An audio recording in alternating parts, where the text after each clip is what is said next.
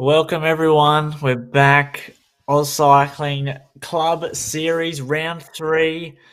Matt Keenan, I'm here with you today. How are you feeling? You're back. Missed you last week, but we've got a course for, well, I'd say the not sprinters today. What do you reckon? It is a fantastic course. You and I have been talking offline before getting into it about how good this course is and the fact that it is one of our favourites. And Anna, our producer, she battles against her 72-year-old father on a Saturday on this very course. So we know that she's invested in this one. I did miss last week, but in the first week, one of the big takeouts for me, Jethro, was the banter, or was it banter, or was it sledging? There's a lot of people able to make comments to their rivals when their heart rate is 180 beats per minute. It blows my mind.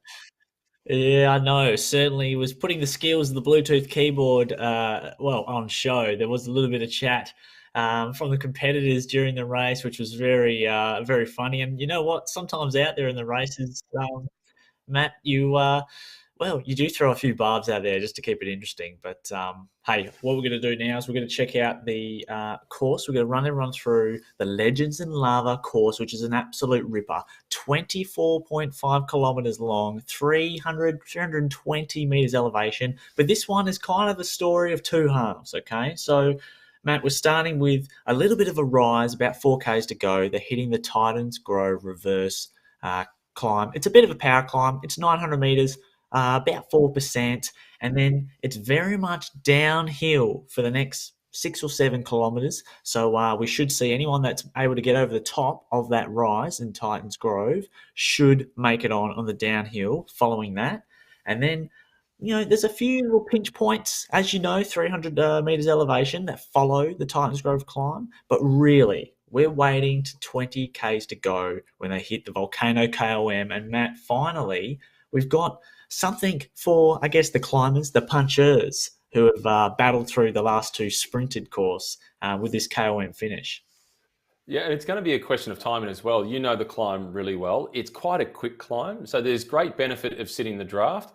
The climb that comes earlier on that you referred to, if it was week one or week two, that might have been the launching pad for somebody to try and get away from the sprinters.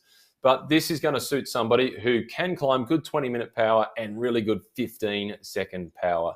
And I'm fascinated to see who takes it out. We've seen Jessica Brimbrose really consistent in the women's racing. And across in the men, Cole Marwood with a first and second. Nick Squilari with a third and a first. It's pretty tight at the top of the table there too. Yeah, no, it certainly is. And you're right, it's going to be timing. The last 200 meters of that course is when it gets really steep. So I think the draftability of the Volcano KOM, the first sort of three quarters of it, who sort of bides their time, who holds back their winning move and times it right.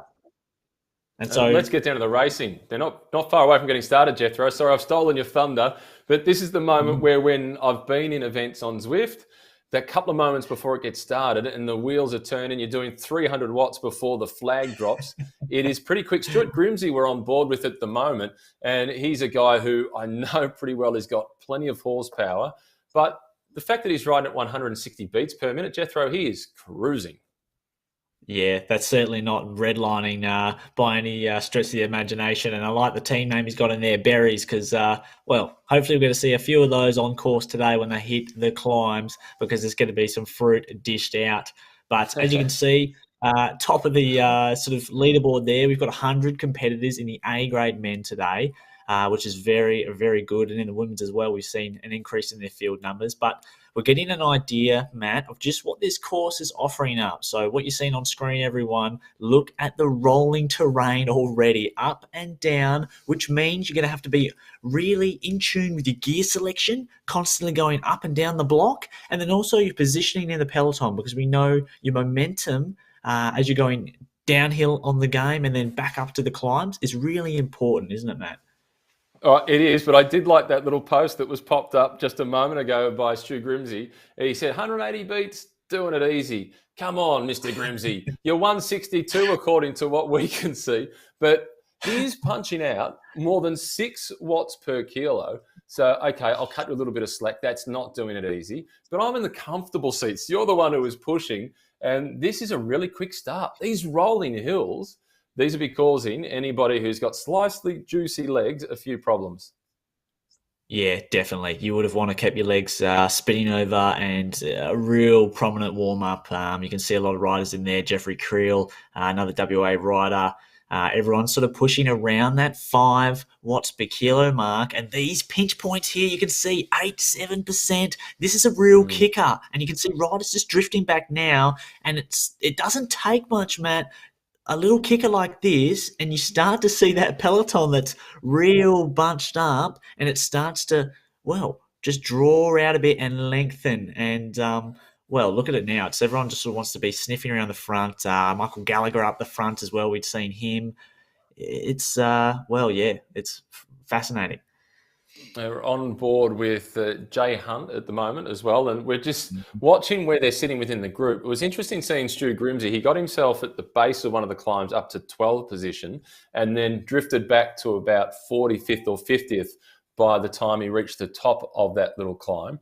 That can be smart riding on one climb, but when there's the Mm, repetition of climbs like this one, the yo-yoing it can be really quite yeah. difficult. And one of the things I always find fascinating, I don't know about you, Jethro, but at the end of a race on Zwift, seeing that the person who wins it very rarely has the highest watts per kilo average for the race. So using those watts at the right time is crucial. Yeah, it really is. I was in a race a couple of weeks ago actually for the Zwift Racing League, and it was a very similar climb to this actually, a very similar course where there was a climb at the end, but the most of the course was actually rolling, but it was someone who did well the least by about zero point 0.6 watts per kilo, and they just timed their sprint perfectly that got the victory. And there's we talk about timing not only in the finish, but as we can see through this rolling section through the Titans Grove area, you almost have to time your stomp on the pedals when you're going downhill and an uphill is coming next. So when you roll from a -3 back up to a 6 and a 7, like we're seeing right now, you almost need to get a little bit of a surge in the pedals just before you hit that rise to try and slingshot you up the bunch. And if you get that timing Spot on. wrong, yeah, all of a sudden you're out the back like, well, old mate in the purple Tron bike. We can't see who that is. It might be Jay Haggerty, but it's certainly it puts you, yeah, in difficulty. And as you can see now, Matt on the left, we've hit the climb, 900 meters, about 4%. What do you reckon? What's going to happen? Yeah, I think there'll just be a few victims at the back, but we'll get over the top of this climb with most of the group still in contact. 100 or so riders in this field, and you can see already it's getting a little spread out towards the back, but really tight bunching up towards the front of the group. They're keeping themselves super compact. And the winner of this race, Jethro, I don't think we're going to see them at the front until around about maybe even a kilometre to go, perhaps even less than that.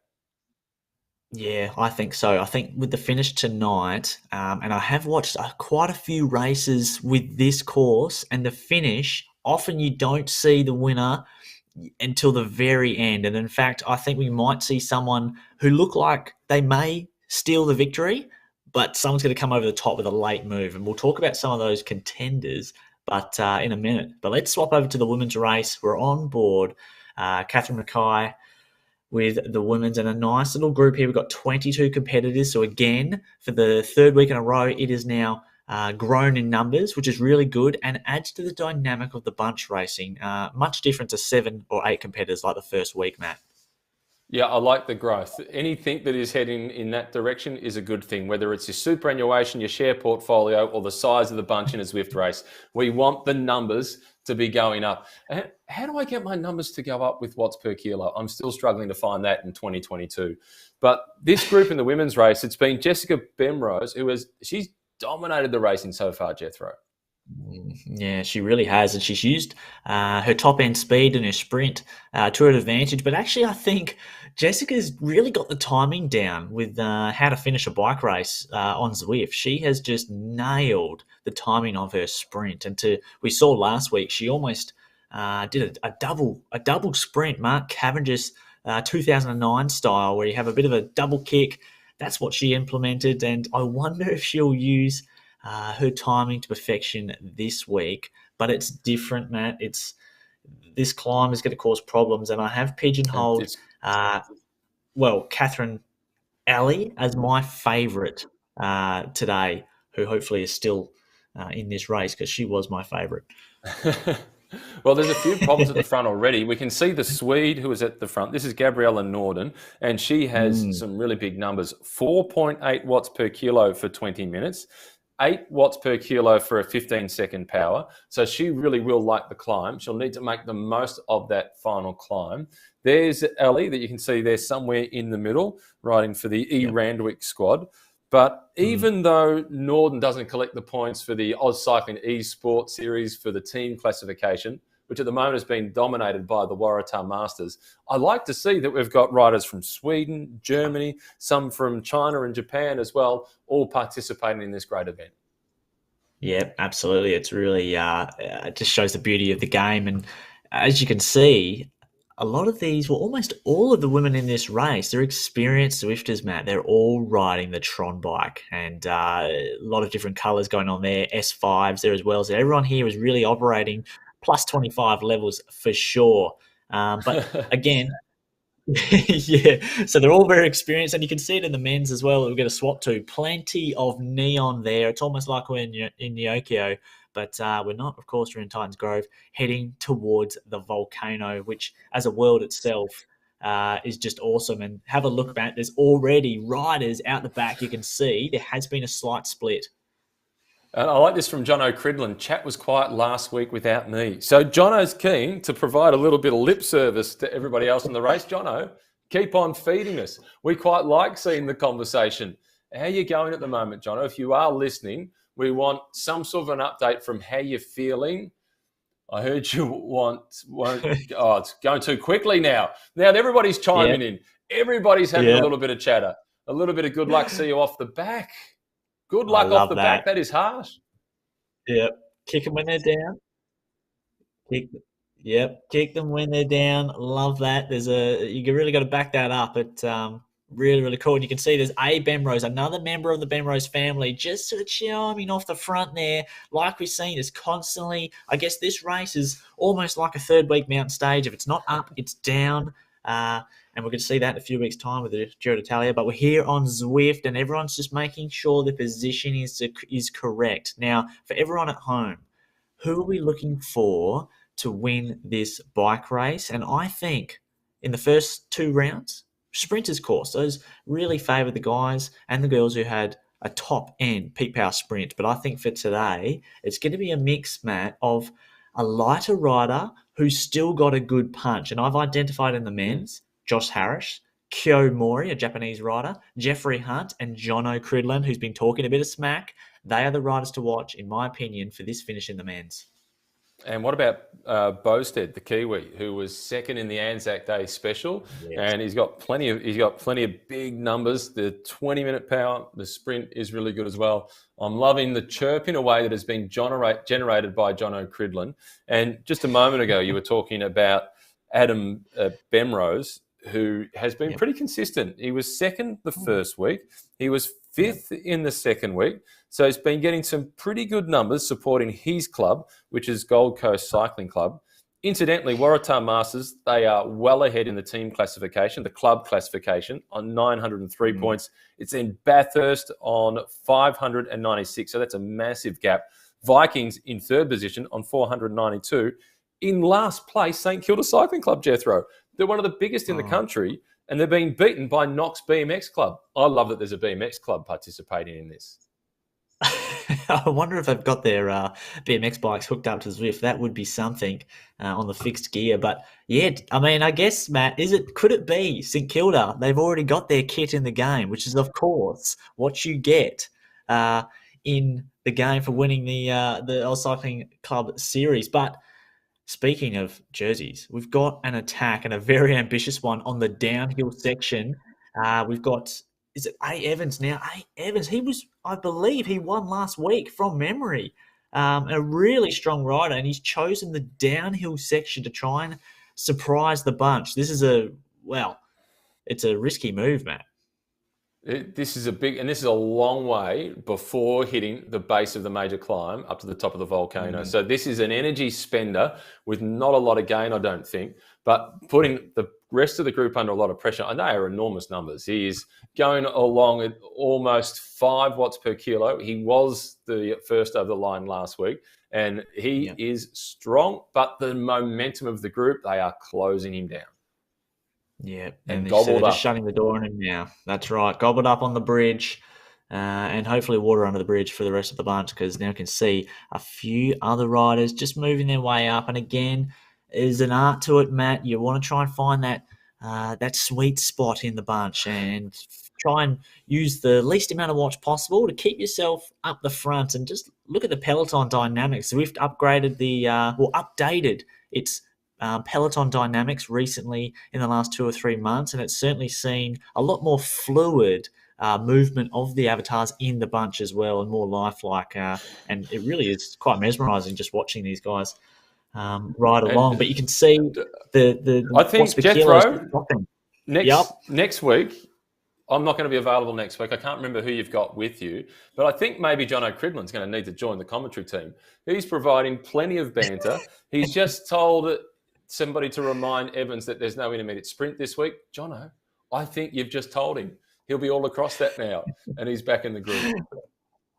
We need to get him mic'd up, I think. We need to get That'd him be mic'd cool. up. And we're just going to switch over to the women's racing now. Again, it looks like the bunch is all together on board with Catherine Ellie, who, like I was touching on earlier in the women's, Catherine Ellie, Jessica Bemrose, and I think Gabriella Norden are the three favourites today. But Catherine Ellie in particular, she's got very good 20-minute power, one of the top three in this bunch. And Mm. she also operates with a pretty handy sprint. And, Matt, she happens to be the lightest of those top 4 or 5 riders. And I guess she's got all the tools there, but it comes down to the timing as they weave their way through, about to cross the bridge to the men. So they're not far behind. And so there's I'm also a bit back, of chat in the Jethro. I bunch just too. lost you for a moment. It Yep. was just a Well, little bit of an internet problem that I lost you with, but I agree with everything you said, particularly about Catherine Alley. And looking at her 20-minute power, she's just slightly below Gabriella Norden. But her 15-second power, Catherine Alley is at 11.5 watts per kilo by comparison to Norden at 8 watts per kilo. So if Alley can stick with Norden and the other climbers, she does have that kick at the finish. Yep. And we've just got a massive acceleration from one of the most aggressive riders in the bunch. We're on board with Michael Gallagher. He's trying to close down a move here on the slight rise out of the underwater circuit. It's Evans. Sherwin. Evans has lit it up. He's gone again. We saw him on the downhill. And last week's winner, first over the line, has now crested over the top of that hard section. And he's now on the flat. Now it's a question of what kind of power can he hold on this flat section. And, Matt, will he get some friends who are trying to come across? It's all strung out over the wooden bridge. It is super impressive. The horsepower from Evans is enormous. Sherwin chasing, so too is Gallagher. This has caused a really big reaction from the rest of the peloton. And everybody will be cursing the name of Evans because he is just super strong and he's going to make that final climb really hard. I'm just wondering, how many cookies is he spending before he gets to the volcano? Clearly, he has got the legs to be able to win this if he uses them correctly. Yeah, absolutely, he does. And he's just perhaps he's just trying to shake a few birds out of the tree as well by just using any rise and any opportunity where the road goes up to try and shake some of the fastest sprinters. Because as we were talking about off air, Matt, earlier, this is a very draftable climb. So it only really kicks up after about 22 Ks to go, where the first half of it is about 2-3%, certainly in the realms of a nice draft. And we're getting a front group of 4 here, It's a Matt. good group. This is a good group, and good to see Cadell Howie in the thick of the action once again. In the first week Yes. where I was with you, Jethro, he was really good, and he Yep. is fully committed to this move. He's riding for the Aero Royal Bikes team. His heart rate is close to 200. It got to 198. I was looking forward to seeing it tick over to start with a 2. They are enormous digits. Yeah. Yeah, they are. And we've got two aero in this bunch as well. So I wonder, with a little split like this, do the other aero members in the group try and work their way to the front of that chasing peloton and just sort of back it off again, just try and slow that blob down? But Matt, another rider I noticed in the front group here that's about to get closed down was Nick Aitken. Now, in real life, he'd Quality. be a great member to be behind in a breakaway at 192 centimeters tall. Well, His he avatar's could. almost coming through the screen. It depends on how tall you are, because if Caleb Ewan was sitting behind him, Nick would be too tall for Caleb, because Caleb wouldn't come up to his hips, and the draft would be going through Nick's legs, and it would make it difficult for Caleb to get any sit whatsoever. But I stand at 190 centimeters, so Nick's my man. He's the guy I'd like to sit behind, if only I was capable of doing it. Yeah, it's probably how Caleb feels behind Roger Kluger. But Yeah.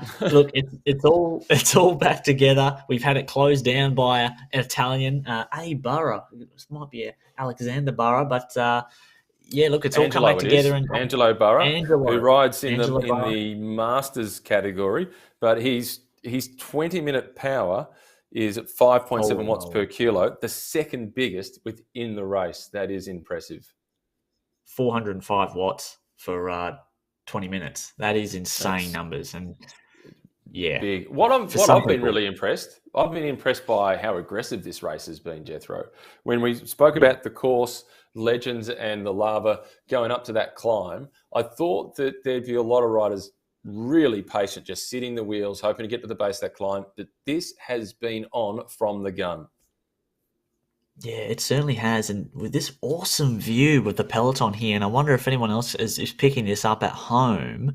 I'm looking at the bike choices, and now outside of the Tron bike, which is just a sea of neon, 5Ks to the climb, by the way, I'm looking at a few bike choices who have gone with a climbing setup. And the guy on the front here, N. Campbell, I'll just find his first name, but he is operating with a light bike. It could be the Specialized Tarmac. So there's a few out there that have prioritized a lightweight bike for that finish. For that decision making, I want to see what Nick Scolari is on. Nick Velo Kicks. Nick Scolari, who is very good time trialist, who pays great attention to detail, and looks like Nick is on the Tron bike, is he? So that would be my choice. I'd do whatever Nick does when it comes to equipment choice in an event like this one. Yep, absolutely. And I'm sure Nick's other half will be watching with great content here because last week she was tuning in, just recovering from COVID as well. So this proved a bit of entertainment for her to watch Nick ching away. But yeah, of course, the Aero Master, we know. It looks like he's operating on that Tron, but I wonder, will we see a rim brake tarmac, Matt, just come over the line first? But This yeah, is we've got Cryle, who was the Jeffrey South Creel. African. Yeah, Yes, go. Jeff is he's actually from WA, where I hail from. We also ride in we used to ride in a bunch ride in the north of Perth, one of which that Jai Hindley would often attend when he'd come back to Perth in the summertime. It's called the JCC Bunch Ride, and Jeffrey, as we can see there, South African national champ on Zwift, he is a very strong ruler, and I guess you would maybe put him in the Mickey Shah category Plenty, of type of plenty of good rider. bike riders to come out of South Africa. The first South African to win a stage in the Tour de France was Robbie Hunter. And then Chris Froome, hailing from Africa, raised in Kenya, a lot of his time in South Africa as well. He's been somewhat claimed. And Daryl Impey as well, one of the other stars to come out of South Africa. Yep. Oh, there's some really quality bike riders as well. Louis Menchie's as well. And how about Evans big move. launching over Evans. the top? I like that There's some Evans aero has power. attacked Jethro. I like that Evans has attacked against Cadell. Yes, and we've seen actually someone, who is this? This is T. Burface coming over the top. Riley as well is trying to get into the wheel. Evans stepping on the pedals, just getting over the top as well. This has really just caused a bit of a surge, and I did note this little spiky bit coming off the bridge on the reverse sprint as a potential for an attack. I just forgot to mention it earlier, but this has been used as a launch pad. Riley settling into 4.5 watts per kilo with Evans, Burfus, and looks like Z Mue is also from the Sparrows trying to get on terms. But have a look at the splits, +1, +2, +3 seconds. This has really split up the bunch, Matt. Oh, this is really impressive. And these are big numbers. John O'Cridland, before, he was getting a little chirpy with Evans, and I quite liked it, reminding him that there's no intermediate sprint. I think Evans has got a game plan of his own, and now it's execution time, and he's executing the rest of the race. This is really strong. If we had the red number to award the most combative or the most aggressive throughout the race, Evans, hands down, he's got my red number. Yep, absolutely. And that could be, I might have to put in a feature request for Zwift for that, because that is a terrific idea. And the bunch looks like they're going to swallow him up again, but I think Evans is really, I think he's got what he's wanted. He certainly has shelled more competitors out the back. You can see in the map there, you can see there's little blobs of red. Those riders have been distanced, and the bunch, bit by bit, is getting smaller. But Matt, we are not far away, Keno, of them hitting the base of the climb, which is at 20.4 kilometers to go. They're going to enter the lava, but will there be one legend? So at this point, have a little zip of water. This is one of the rare last times where you can have a little bit to drink. Not that the race is long enough that you need a lot of water, but just to wet the mouth, keep a few fluids in there, make sure that you're not dehydrating. I hope everybody's got the fan working on overdrive, because once they hit the base of this climb and they're less than 2 kilometers from getting there, it is all guns a blazing.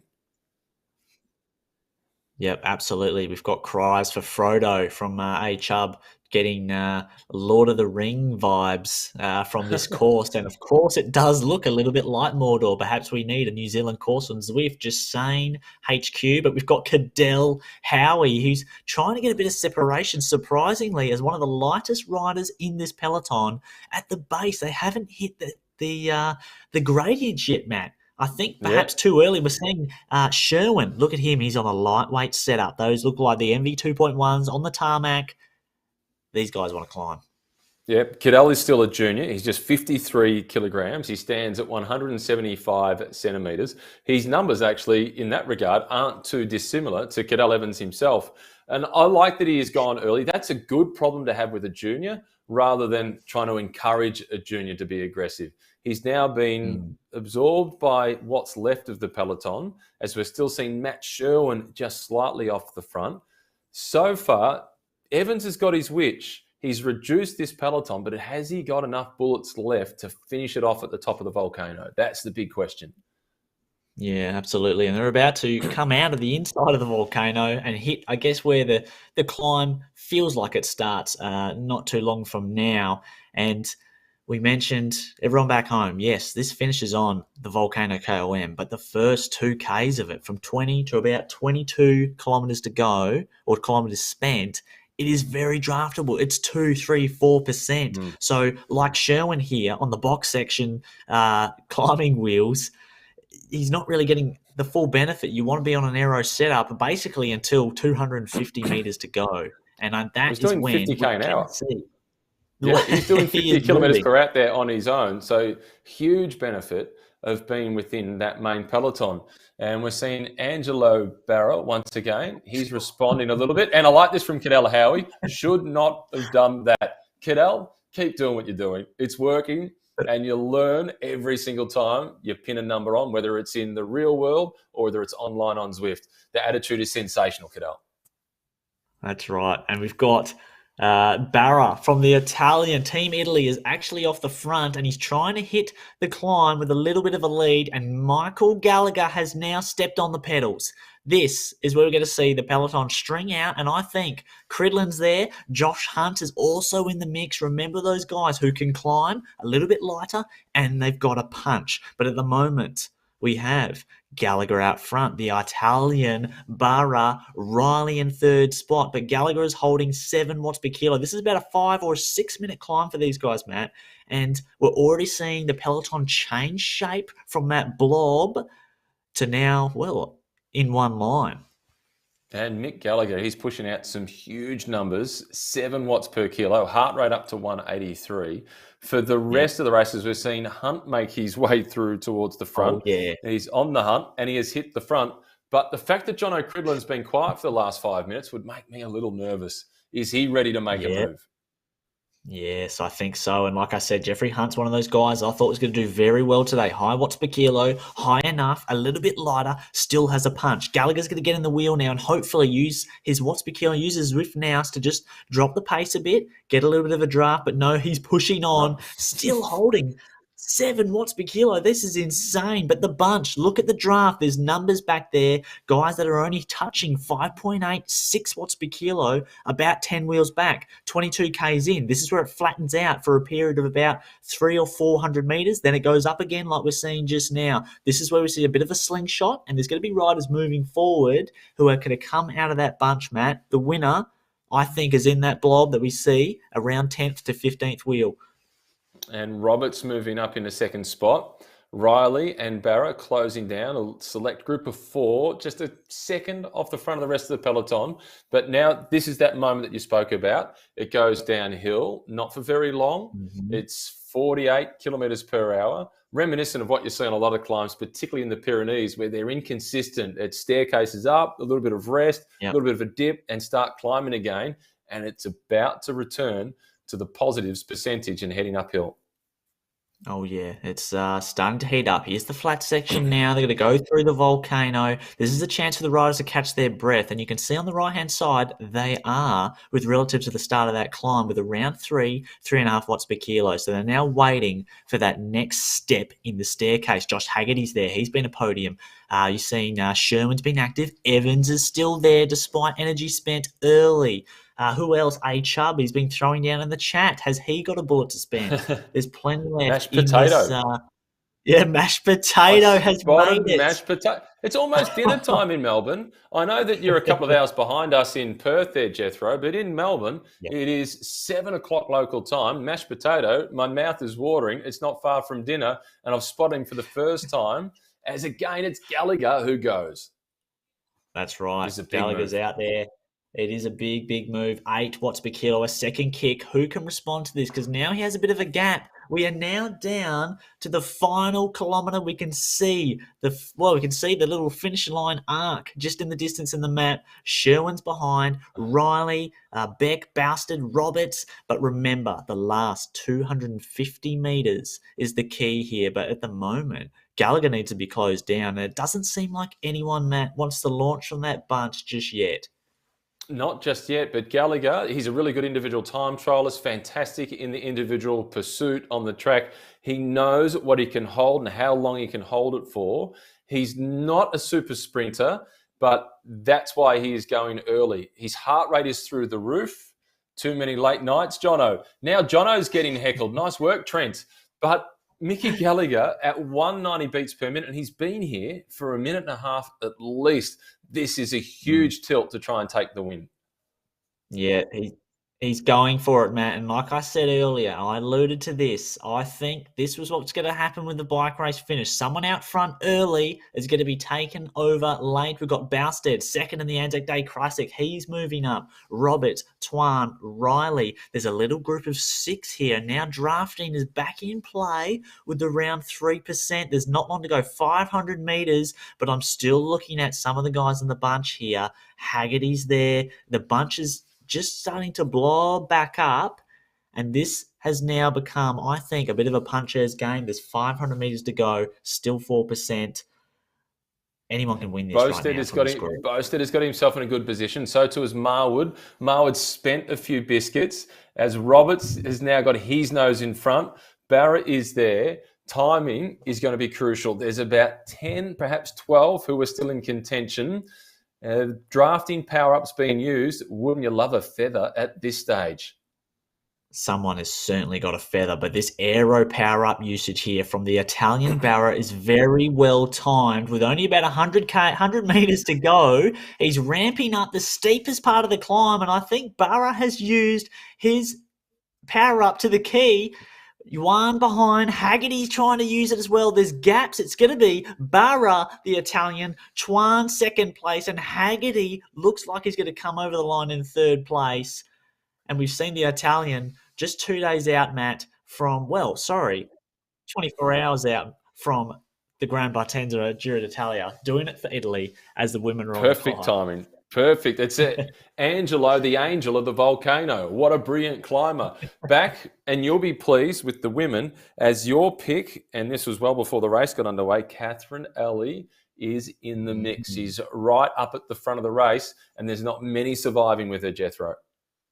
Yeah, that's right. We're down to six riders there on the volcano. Now, what I analysed from the men's sprint and the men's finish of that race, I think everyone was waiting for that final 100 meters where Barra, the angel of the volcano, went on the flatter section with 300 to go and used his aero booster at about 300 to go on that flat section, getting the gap before it really ramped up. Now I wonder, will we see a bit of that with the women? Because at the moment I don't think any of their power ups are being used. We've got Ben Rose there as well, who's been up there one last week.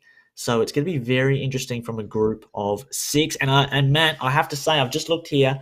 Kate Spicy, one of the animators of every week so far, is back 4 seconds behind, trying to get back on terms.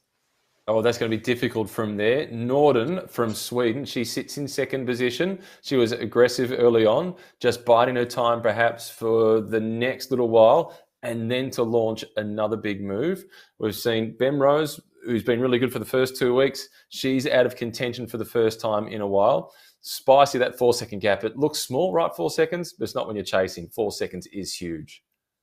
Yeah, it really is. And she's not giving up. She's still holding her what's Bikila. You can see when you get dropped sometimes you do just cue the rack and just let the power off. But she is still trying to get back on terms. She would know that does Great flatten courage. out in the section here. That's right. Great courage indeed. And this front group, this is the chance now when the pace drops, 3.5 watts per kilo there on the in the leaderboard. This is Kate's chance, but the gap is going up. And I think this front group know, particularly Jessica Benrose, she will know that having Kate 4 seconds back, well, that's a plus. She's going to ride.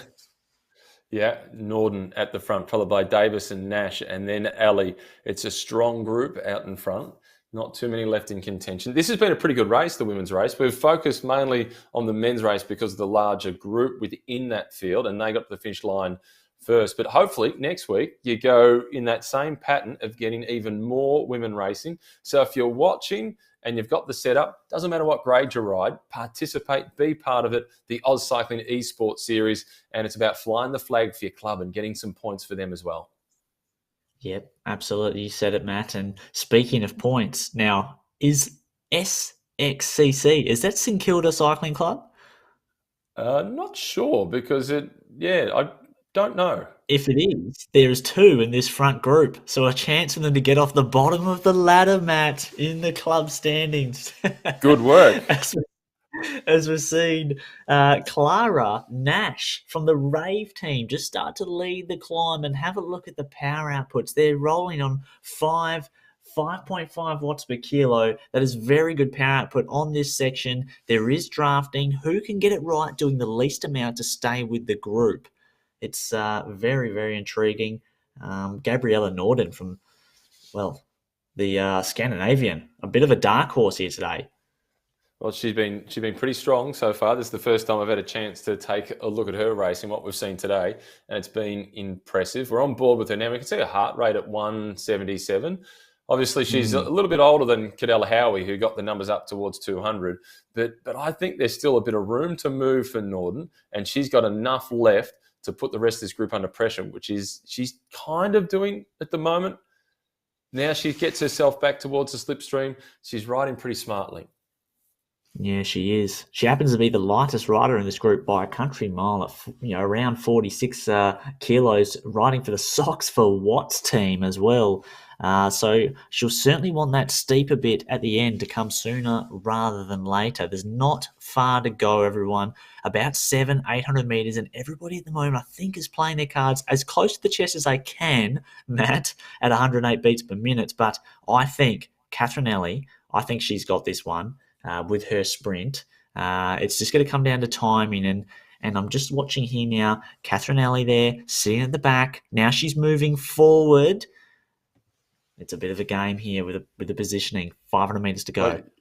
Well, you've been on board since before the race got underway, so you can't swap horses now. You stick with Catherine Alley, and I'm going to stick with the Swede, Gabriella Norden, because I love the name, Socks for Watts. It reminds me of the Bobby Julich podcast, Put Your Socks On. She's got her socks on, and they are legal UCI height. They're not up to her knees, and they're quick so far today. She's sitting well-placed, Norden, in fourth or fifth position. She's just waiting to pounce. Yeah, that's right. A chance again, like we mentioned. St Kilda Cycling Club, I think, have two in this group. Dayla Davidson looking to get some points for her club today. A lot of nice looking jerseys as well in this bunch as we're zooming in. Not long to go. They're wheeling around about 100 Ks to go. And look at this. We've seen the feather from Dayla Davidson. She has thrown down the feather early at only 4%. Who's in the wheel? Jessica Bemrose. Can she use her feather power up? She's got a little bit of draft now. Her timing looks good. Nash is behind, 10 watts per kilo. Kong coming late. Who's going to be out of these four? Bemrose has used her feather. That is a long feather. It must be from a pelican because she has come across the line and gone back to back with a victory from Kong to back. Nash in third place. Bemrose played it to a tee, used her feather. Well, she held that one back really nicely, Matt. And Dayla Davidson launched first using her feather power up. But Bemrose again. We're going to see a replay, Matt. That was timing. You're right. All about timing. Jessica Bemrose, I hardly noticed her throughout the race, which is a credit to her because she did not waste a single kilojoule throughout that 37 minutes or so of racing. That was really clever. And talk about being experienced on this platform. How well did she time the use of her power up? That was to perfection. Yeah, it was. Look at that. They're stepping on 10 watts per kilo in this final sprint as it kicked up. You can see now Jessica Bemrose using her feather power up. Now she's getting the draft, a little bit of draft as well. And she's on the pedals here at 10 watts per kilo. Nash doesn't have the feather, neither does Kong. And this is the moment. She just doesn't give up here and keeps pushing despite Kong and Nash basically putting out the same power. And the timing of the power up, and another win for Bemrose. Amazing. They do say life is all about timing, and she's got her timing dialed in for this series, the AusCycling Esport Club Series, and it's working out pretty well for her. And that was a really entertaining race with coming down towards that group. And we spoke about her 20-minute power throughout the race, and there was a few in there that had slightly higher 20-minute power than Jessica Bemrose. So she played a smart game. She played conservative. That's right. Yeah, we're going to see the results as well, just to get that podium for the AusCycling Esports Club Series in the men's. We're looking at Joshua Haggerty, podium again, Chuan, and the angel of the volcano, Matt, Angelo Barra, the Italian, taking out the victory with that perfectly timed aero power-up. And he was strong during the race as well. He didn't just leave it all for the volcano. He was pretty active throughout the race. Not quite as aggressive as Evans, but Angelo, the angel of the volcano, was brilliant today. And I really liked the way he went about it. And nice to see, as you mentioned before, with the Giro d'Italia getting underway tomorrow, Friday, even though it's in Hungary, nice to see an Italian win here at the AusCycling Esports Series. Yeah, absolutely. It is fitting. We're going to see the women's results now, and we'll step you through them. In third place, Clara Nash, a great race from her. And then we have, of course, Kong in second place, and Jessica Bemrose yet again backing up her ride, showing everyone, Matt, that she is the force of the A-grade peloton here in the women's, and really the one to watch, whether it goes uphill or on a sprint finish. Yeah, she was outstanding. And I was on board with Gabriella Norden throughout the race because of her strength and her climbing numbers. But Jessica Bemrose, she outsmarted everybody today. So full credit to her. And that's one of the great things that I love about cycling in particular, is it's not necessarily the absolutely strongest athlete that wins. It's the one who is pretty close to being one of the strongest, but is also super smart. And she had bike IQ today. Yeah, she certainly did. She certainly did, man. And I guess looking back at the two races we had today, there were lots of attacks, a lot of aggression coming out of both bunches, using the course, I guess, to their advantage and the risers. But in the end, it came down to not only saving your power, but using your power ups at the right moment. Angelo Mm. Barra used that aero power up perfectly to get away from the bunch, get separation before the steep section of the climb, and his gap just couldn't be closed. And then, of course, in the women's, the feather, the pelican feather, the toucan feather, maybe the peacock feather, It Jessica was a big one. Benrose. It felt like it was a double feather. It was great and a great victory. It was huge. I'm looking at what's still to come, and there's still 3 more races to come. So it's just halfway through the AusCycling Esports Series. Next week, it's Watopia Beach Island Loop, 2 laps of that. The following week, that is crunch time. That is the Bologna time trial. That is really tough, 24 kilometres. And rounding it out on the 26th of May, Makuri Island with the electric loop, 3 laps. I've done that one in the past, and I quite like it. That'll be a good one. I think I'm joining you for that final one. I believe so. That's right. I really look forward to that one. I actually look forward to the Bologna TT because it really is a question of pacing, being flat in that first sort of 3K, and then the second half. Wow, that's dropping your mashed potato on the floor. That's disgusting. The second half, that's for sure. But Matt, it was a pleasure calling again with you. We saw some really exciting racing. Happy for both of us to see a few hills as well. Yeah. And everyone, thank you for watching. We'll be back next week for round 5 of the AusCycling Esports Club Series. Round 4. Round 4. See you at the beach. Right on.